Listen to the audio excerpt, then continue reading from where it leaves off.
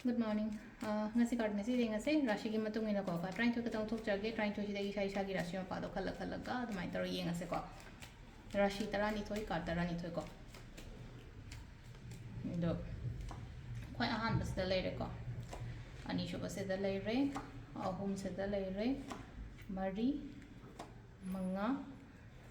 taruk tare nipan mapan tara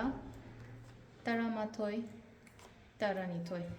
khwai ahan ba ko mesh rashi gi yenga se kai la ki have dunga si gno ko mesh rashi gno se da la ise thabak tawba matamda mai pakpa adumai lai ko ngasi gi se ko thabak tawba matamda mai pakpa haraga di kamaina no ha ga ai ngasi je kano ma chatoi ne khoto ne haraga di aina chatori ba aina tawdori ba thabak to mai pa aga lakpa mangol oiraga lakpa ngasi gi numit se yamna positive oina lai ko hadi first card ko hadi akoi gi mesh rashi gi oina ko red color gumba kai gumba selo yaraga di ko aduga mathagi sina brisha rashi gi na se lei se lei no ko hadi isha je khitang haining da ba keno tawning da ba khoning da ba dumai taraga leire ko haining da ba hai ba gi athra di le no ko ai se khatang hadi ina leiri ba jaga se de lening da ba chatning ba yum da ga har su yum de lening da ba khoning da ba khara phawi ko dai taraga chatho kai su kai de ko ngatang chatho ko khoto ko da di akai ba kai su budi leite ko hadi le no ko yum da lei ba da yamna hai taraga ko hadi yamna kai ni bibula chu ba na taraga negativity gumba kai gumba track tawe haraga di ko taraga di chatlo khatang koi thau chu ko to chu ko aduga lei no ko hadi dum le no ko du ko sai gi chat pa ko pa dum me ta ba te te kenom thabak to ma tam da ai tok tho ge hai ba ge du wa khan bi ga no ko hadi thabak ki matang da haraga na nang face to ga da bane keno to khotna ga da bane hari ba ko silai se ko methun rashi ge silai se ano ba ideas ano ba thoughts mayam ama lei ko tau ge kai na khan ba do ma ka khan di khalle mayam ama ko khallaga lei ba mayam se thabak oina pangthok pa di oidri ba pangthok se ko sigi thabak mayam se hadi aina khalli ba ai gi plan adagi planning tawraga lei ba kholi ba mayam le ko ai gi thoughts ideas kari kra mayam se implement to sigi pot mayam se le ko hadi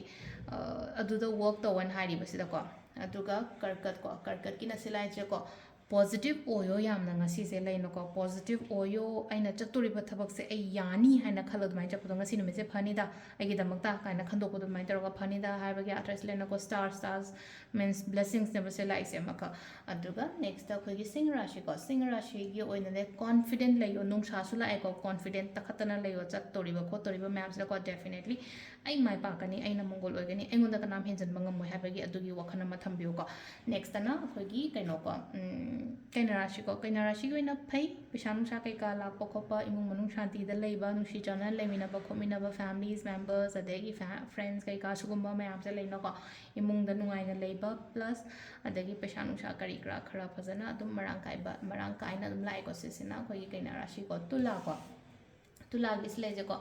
पैसा से कमाइन तौरगा high तारको हेना कनो तौगदगे को हेना कनो तौगे हादि कमाइन तौरगा हादि हेना चौखरनगदगे हाइबगी अदुमबगी वखन याम लेरी को हादि सिमा तौरगदि ए आइना लेरीबा पैसा से हादि investment बु ओइरो बिजनेस का तौरगा हादि पैसा से चाउथो हनगे खोतो हनगे हाइबगी अदुगी वखन दि म्याम अमा लेको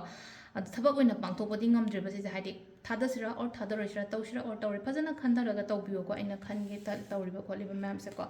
ब्रिचिक थबक तौ मतंदा लेनो को रूटीन डिसिप्लिन याम नायो को सिलाई जो को प्रैक्टिकल लोयो इमोशनली चुंग चत कनो को हादि इमोशन हेक ओरा को मतंदा आई थबक लोय काय गनी बसी पार्ट से को धनु के ना मुसिलाई से कइनो हाय कान लेनो को चत के तौ के हाइना खलिपा पोत मैम दो हादि चतपियो तौबियो केनो तौदबा हाय तार को हादि सिलेनो को ए आइरो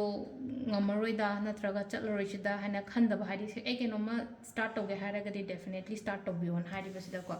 makkar gi su chap manana hai tare ko ready oiraga le ko posin chilo ina ready ore isa su ready oiraga le re dress asa la le re ai chatoi da ngare basila se chatlo si gi pochi ma su ko sesina akoi gi makkar rashi ko kum rashi ga na silai se completion gi phase am lai ko completion gi phase ana haragadi kai no hai ga silai se ko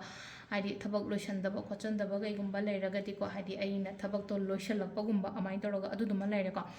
next तना कइनो high कांसदा लेनो का high चटपा खोटपा अमा मजु पीरि को lump चटपो ओइरो Saida कोइबबु ओइरो अमाबु ओइरो को सिसे last की